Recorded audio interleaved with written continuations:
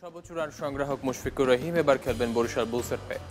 এই দলের অধিনায়ককে তিনি প্রথম ৩ আসরে দুরন্ত রাজশাহী, সিলেট রয়্যালস ও সিলেট সুপার স্টারসের হয়ে খেলেছেন। তিনি মুশফিকুর রহিমকে নিয়ে জানাচ্ছেন মাহমুদুর রহমান।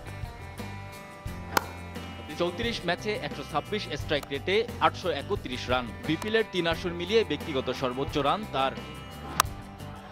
প্রথম আসরে রাজশাহীর হয়ে ১১ ম্যাচে করেছেন ২৩৪ রান, হাফ সেঞ্চুরি করেছেন একটি।